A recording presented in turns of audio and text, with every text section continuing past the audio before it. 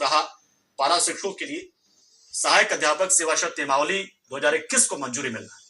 62,000 से अधिक शिक्षकों को इसका लाभ मिल रहेगा। तो कैसे सब कुछ होगा, किस तरीके से सरकार ने ये पूरी प्रक्रिया अपनाई, कैसे नियमावली बनी, तमाम चीजों को लेकर सीधे रुक करते हमारे सहयोगी जलाल का, जो कि बहुत नजदीक के साथ उन्होंने शिक्षा विभाग के इस सबसे महत्वपूर्ण फैसले को देखा है, कवर किया है, जाना है शिक्षा मंत्री से कि क्या क्या कैसे कैसे होगा। तो निश्चित तौर पर बहुत बड़ा फैसला है अजयलाल। अब तो चूंकि नियमावली को भी मंजूरी मिल गई है, अब आगे की प्रक्रिया कैसे होगी जानना चाहेंगे आपसे कि रूपरेखा कैसे तय हुई, ड्राफ्ट कैसे हुआ था, सब कुछ सब चाहेंगे आपसे, कैसे सब कुछ पूरी रूपरेखा तैयार हुई।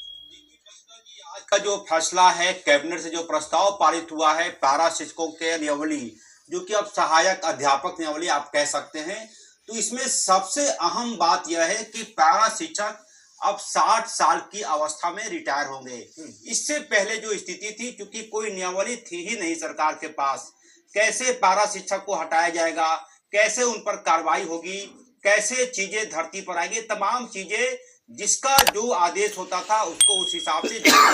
लागू कर दिया जाता था। लिहाजा पैरा शिक्षक स्कूलों में बेशक पढ़ा रहे थे, लेकिन उनके ऊपर एक असुरक्षा की भाव थी कि कोई भी जिला शिक्षा अधिकारी किसी भी वजह से उन्हें हटा देता था। लेकिन अब ये कम से कम ये हो गया कि कोई बड़ी वजह जब तक ना होगी तब तक इन पैरा शिक्षकों को हटाया नहीं जाएगा। और एक जो अहम बात है कि जो टेट पास पैरा शिक्षक हैं, उनके मानदेय में 50% की वृद्धि की गई है, और जो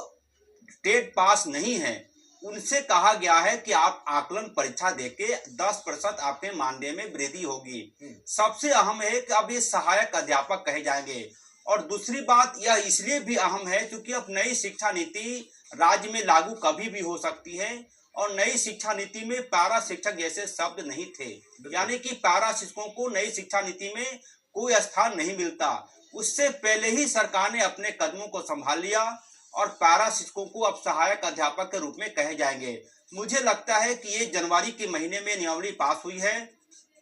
तमाम तरह की अड़चन थी, आपको जानकारी देंगे तो लंबी बातचीत हो जाएगी। कई बार मुझे जो जानकारी मिली कि वित्त विभाग से पैरा शिक्षकों की जो नियमावली की फाइल है 5 बार वापस हो गई, और स्थिति ऐसी हो गई कि शिक्षा मंत्री जगन्नाथ महतो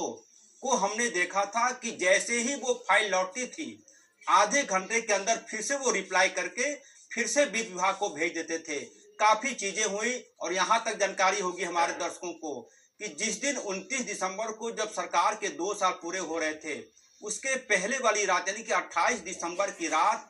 12 बजे के आसपास सूबे के